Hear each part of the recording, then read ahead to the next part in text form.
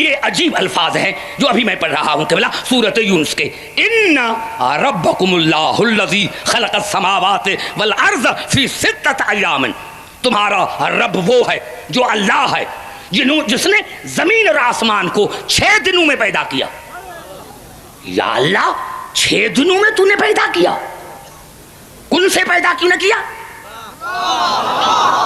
ये 6 दिनों में पैदा क्यों किया? हालांकि तू कह रहा है कि मैंने 6 दिनों में पैदा किया जमीन और आसमान को, तो उस वक्त आपको मानना पड़ेगा कि सूरज न था, चांद न था, तो पहले तो तुम तायुन करो कि ये 6 दिन का,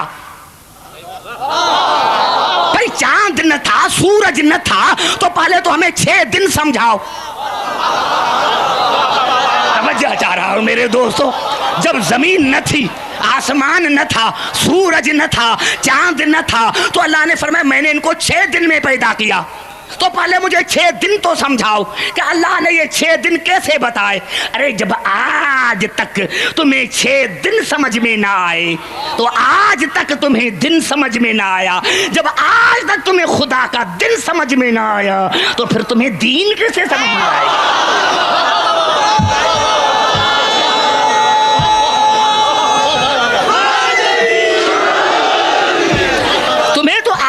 खुदा का दिन समझ में नहीं आया कि वो खुदा है जिसने जमीन और आसमान को 6 दिनों में पैदा किया।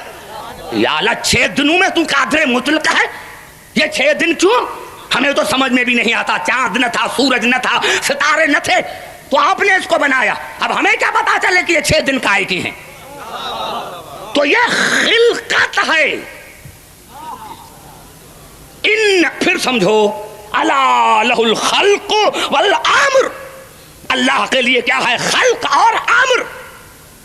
मादियत में तदरीज होती है, मैं नहीं समझा सका, फिर करीब आकर बात करता हूं कि अल्लाह ने जब इंसान का जिक्र किया तो इरशाद फरमाया सूरत अल मोमिनून में, वलक़द खलक़नल इंसान मिन सुलालतिन मिन तीन सुम्मा जअलनाहु नुतफ़तन फ़ी क़रारिन मकीन सुम्मा खलक़नल नुतफ़ता अलक़तन फ़खलक़नल अलक़ता मुज़ग़तन फ़खलक़नल मुज़ग़ता इज़ामन फ़कसौनल इज़ाम लहमा सुम्मा अंशअनाहु खल्क़न आख़र फ़तबारकल्लाहु अहसनुल ख़ालिक़ीन। हर मर्तबा लफ्ज़े खल्क आया है। इंसान को खल्क किया मिट्टी से, फिर नुत्फा, फिर मुज़गा, फिर अलका, फिर हड्डियां, फिर गोश्त, 6 दर्जे अल्लाह ने बनाया। अब्दुल हकीम ये तदरीज है, तदरीज है। अरे एक बंदा आज शादी करे और कल बच्चा पैदा हो जाए तो मुआशरे में इज्जत क्या रहेगी? नारा हैदरी। अरे हाँ, क्यों नहीं कहते कि ये खुदा की कुदरत है? मुआशरे की जबानें बंद करो, मुआशरे की जबानें बंद करो, करो मुआशरे की जबानें बंद। कि अगर दूसरे दिन बच्चा पैदा हो गया तो क्या है? खुदा की कुदरत है, कादर मुतलक है। लेकिन अल्लाह का आईन नहीं बदलता। तुम लाख दुनिया को समझाओ कि नहीं ये खुदा की कुदरत है, तो खुदा कहेगा नहीं, मेरा कानून है कि अला लहुल खल्क़ वल अम्र, मेरे यहाँ 2 चीजें हैं, खिलकत और अम्र। खिलकत तदरीजी होती है, तदरीजी होती है। ये नहीं कि आज शादी हुई तो 1 महीने के बाद बच्चा हुआ, 2 महीने के बाद नहीं, क्योंकि खिलकत जो है वो तदरीजी है। और आखिर में कहा सुम्मा अंशअना खल्क़न आखर फतबारकल्लाहु अहसनुल ख़ालिक़ीन। ये 6 स्टेप्स अल्लाह ने बताए इंसान के जिंदगी के। और फिर कहा कि फिर मैंने दूसरे तरीके से उसको मुकम्मिल किया। मुकम्मिल नहीं, दूसरे तरीके से उसको मुकम्मिल किया। पूरी आयत में रूह का जिक्र नहीं, क्योंकि रूह खिलकत नहीं। घबरा गए, इतना बड़ा जुमला मैंने कहा है। नारा हैदरी। रूह मादियत नहीं, मादियत का नाम रूह नहीं। अल्लाह ने फरमाया फिर मैंने दूसरे तरीके से इंसान को मुकम्मिल किया और फरमाया व यसअलूनका अनिर रूह, आपसे पूछते हैं कि रूह क्या है? कुल रूह मिन अम्रे रब्बी, कह दो कि वो खिलकत नहीं, वो अम्र है, वो अम्र है। है। और यह भी खुदा ने नहीं फरमाया कि इनको कह दो कि मैंने रूह को खल्क किया है, बस यह समझो कि रूह मिन अम्र रब्बी, रूह जो है अपने रब की तरफ से अम्र है। वमा ऊतीतुम मिनल इल्मि इल्ला कलीला, और तुम्हें इतना इल्म ही नहीं है कि अम्र को समझ सको, क्योंकि मादियत समझ में आती है, अम्र नहीं। और 1400 साल गुजर गए हैं, दुनिया इसी में कशमकश में है कि दुनिया मादियत को तो समझ रही है लेकिन अम्र को समझ नहीं रही। क्योंकि अम्र कैसे बनता है? अम्र कैसे? इन्नमा अम्रुहु इज़ा अराद शैयन अन यक़ूल लहू कुन फयकून। अम्र खिलकत से नहीं बनता, कुन से बनता है। उसमें तदरीज नहीं होती। इन्नमा अम्रुहु इज़ा अराद शैयन, अल्लाह ने इरादा किया, अम्र हो गया। नहीं, मैं समझा नहीं सका। जहां मैं जाना चाहता था फिर वापस आ गया हूं, क्योंकि मैं समझा न सका। मैंने क्या किया? इन्नमा अम्रुहु इज़ा अराद शैयन अन यक़ूल लहू कुन फयकून। मेरा अम्र क्या है? मेरा इरादा। तो अल्लाह का इरादा साल भर नहीं चलता। ये भी हमें समझाने के लिए है, वरना जनाब अमीर अलैहिस्सलाम ने नहजुल बलागे में फरमाया कि खुदा कुन नहीं कहता, क्योंकि अगर कुन कहे तो दहन हो, दहन हो तो जबान हो, जबान हो तो चेहरा हो।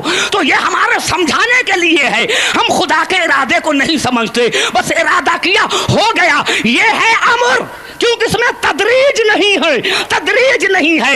इसीलिए मैंने किया कि आज कोई शादी करे, 1 महीने के बाद बच्चा पैदा हो जाए, लाखों कहे कुरान उठाए कि ये खुदा की कुदरत है, तो कोई नहीं मानेगा, क्योंकि अल्लाह के कानून में कोई तब्दीली नहीं। लेकिन जब जनाब ईसा पैदा हुआ और कहा कि कैसे, तो अल्लाह ने कुछ नहीं कहा इज़ा क़ज़ा अमरन फ़इन्नमा यक़ूल लहू कुन फ़यकून। यहाँ खिलकत नहीं है, यहाँ अम्र है।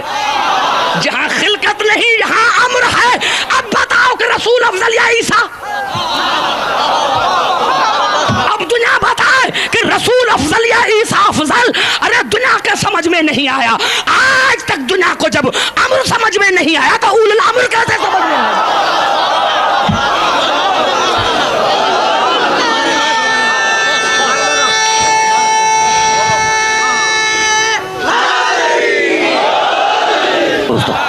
या तो हकाए को मान कर, और नहीं। कितनी मर्तबा खुदा ने कहा है, कितनी मर्तबा खुदा ने कहा है। अब तो करीब आ रहा हूं, अब नतीजा निकल रहा है। अभी अभी कोई हदीस नहीं, कोई हदीस नहीं, कोई हदीस नहीं पढ़ रहा। जरूरत क्या है? जरूरत क्या है? जरूरत क्या है? जरूरत क्या है कि अब्दुल हकीम हदीस पढ़े? तो फिर आओ कुरान पर ही बात करें, और सर पर कुरान रखो। तर्जुमा गलत किया, वाजिबुल कत्ल। आयत गलत पढ़ी, वाजिबुल कत्ल। और अगर आयत भी सही है, तर्जुमा भी सही है, तो फिर मानो, तो फिर मानो, मानो, फिर मानो। नहीं कबला ऐसी आयत, कबला आपकी दुआओं से अब 2 आयतें पढ़ रहा हूं। पहले एक आयत सुने, पहले एक आयत सुने। जंगे उहुद के लिए इरशाद हुआ, वमा असाबकुम यौमल तक़ल जमान फबिज़्निल्लाह। मेरे हबीब, अगर आपसे कोई पूछे कि ये जंगे उहुद क्यों हुई, तो उनको कहो कि अल्लाह के इज़्न से हुई। अल्लाह ने चाहा कि यह जंग हो, अल्लाह ने चाहा कि यह जंग हो। आज का नौजवान कहता है इस्लाम में खून रेजी क्यों? खून रेजी नहीं, इस्लाम में खून रेजी जायज है, लेकिन गलत नहीं, जायज। नाहक खून रेजी नाजायज है, लेकिन हकीकत पर है तो जायज है। अल्लाह ने फरमाया अगर आपसे कोई पूछे कि ये जंग उहद क्यों हुई, तो कहा अल्लाह ने चाहा कि ये जंग हो। क्यों? वलियअलमल मुमिनीन वलियअलमल लज़ीना नाफ़क़ू, ताकि मैं दुनिया पर जाहिर कर दूं कि कौन है जो रसूल की इत्तिबा करके मोमिन बनता है और कौन है जो रसूल को छोड़कर मुनाफिक बनता है। नारा हैदरी, हर साल गांव के गांव शिया होते हैं। अरे 10 दिन में कहते हैं नया साल है, नया साल, और इब्तदाई रोने से ये अखबार में आया है।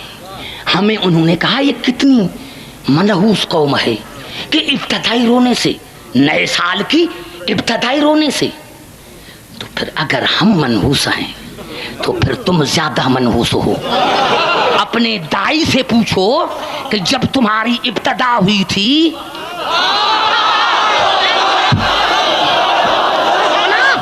ये मनहूसियत है, ये नहस है, तो फिर तू अपनी दाई से पूछ, अपनी माँ से पूछ कि जब आया था तो हंस रहा था। अगर तू हंसता तो सारे तुम्हारे रिश्तेदार भाग जाते।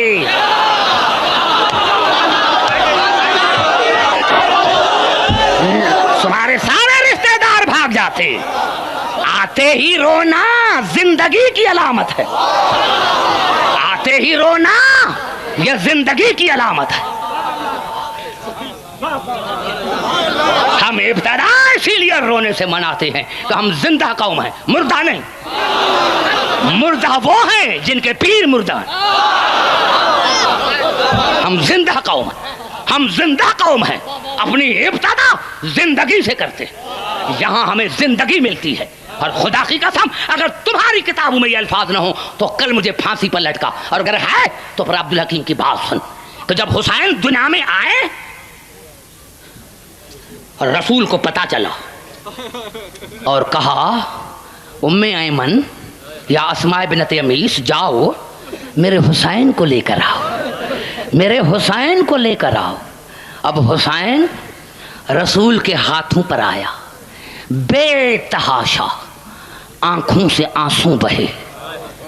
उम्मे ऐमन ने कहा या रसूल अल्लाह बेटा अच्छा नहीं लगा। कहा उम्मे ऐमन अगर अच्छा न लगता तो मैं रोता क्यों? बड़ा अच्छा लगता है, बड़ा अच्छा लगता है, इसीलिए तो रोता हूं। कहा फिर या रसूल अल्लाह बताओ तो सही। कहा आपको थोड़ा ही बताऊंगा, जाओ मेरी बेटी फातिमा को लेकर आ। अदादारा ने हुसैन ये रोने के दिन है, रोने के दिन है, और इस तरह रोज इस तरह जन्नत में फातिमा रो रही है। अदादारा ने हुसैन इस तरह रोज इस तरह जन्नत में फातिमा रो रही है। खुदा की कसम मैं नहीं कह रहा, नौजवानों, शेख मुफीद अलैहि रहमत ने लिखा है, शेख मुफीद अलैहि रहमत ने लिखा कि कूफे के बाहर एक गांव था, एक मोमना रहती थी। जब मुहर्रम का चांद नजर आता था तो मुंह करती थी शाम की तरफ और कहती थी आकाज़ादी तू शाहिद रहना मैं तन्हा हूँ, अगर कोई दूसरा मोमिन दूसरी मोमिना हो तो मैं उससे बैठ कर हुसैन का मातम करूँ। शेख मुफीद अलैहि रहमत ने लिखा एक मर्तबा मुहर्रम का चांद नमूदार हुआ या किसी ने मोमिना के दरवाजे पर दकुल बाब किया। मोमिना ने दरवाजा खोला, जैसे ही दरवाजा खोला देखा एक काले बुरके वाली बीबी आ गई है। बीबी बड़ी खुशी, कहा कौन हो मोमिना? कहा आपने जो दुआ मांगी थी कि कोई मोमिना आए जो मेरे साथ हुसैन के लिए मातम करे, मेरे लिए हुसैन के लिए रोए। मेरे दोस्तों शेख मुफीद अलैहि रहमत ने लिखा 9 रात उस मोमिना ने और उस बीबी ने मातम किया, रोया। जब 9 मुहर्रम हराम की सुबह हुई, फजर की नमाज दोनों ने पढ़ी। फजर के नमाज के बाद उस काले बुरके वाली बीबी ने मोमिना से कहा मोमिना अभी मैं जा रही हूँ। अज़ादारा ने हुसैन ये इतना जुमला है कि मर जाएं तो बेहतर है। जब ये कहा ना कि मोमिना मैं जा रही हूँ खुदा हाफिज, तो कहा बीबी तुम कौन हो? मैंने नाम नहीं पूछा। अब आने वाली रात शब्बे आशूर है, बड़ी मुसीबत वाली रात है, और तूने 9 रातें मेरे साथ मातम किया है और मुसीबत वाली रात मुझे छोड़ के चली जा रही है। बीबी पहले तो बता को तुम्हारा नाम क्या है? शेख मुफीद अलैहि रहमत ने लिखा बीबी ने बुरका हटाया और कहा मोमिना पहचाना नहीं, मैं हुसैन की मां बतूल। आज़ादारा ने हुसैन मुझे अल्लाह की अजमत की कसम है और कोई आए या ना आए फर्श अज़ा पर हुसैन की मां तो जरूर होगी, हुसैन की मां तो जरूर होगी, फर्श अज़ा पर हुसैन मां तो जरूर होगी। मोमिना ने पूछा बीबी अगर तू हुसैन की मां है तो आज रात तू कहाँ जाएगी? कहा मोमिना आज रात मुझे दूर दूर जाना है, सबसे पहले मैं शाम ज़ैनब के पास जाऊंगी, शाम से होकर मैं करबला हुसैन के पास जाऊंगी, करबला के बाद कूफे जाऊंगी, कूफे के अज़ादारान हुसैन, एक जुमला कहना चाहता हूँ मेरे दोस्तों, मेरे बुजुर्गों, मुझे उलमा ने भी यही बताया कि सबसे फर्श अज़ा पर बतूल आती है। लेकिन किबला जब मैंने तारीखों का मुताला किया, शहाबुद्दीन ज़हरी का ये कौल पढ़ा कि जब भी मजलिस होती है तो हर मासूम तो पहले आता है, लेकिन सबसे आखिर में सैयद सज्जाद आता है। हाँ नौजवानों, जितना रोना आए रो लो।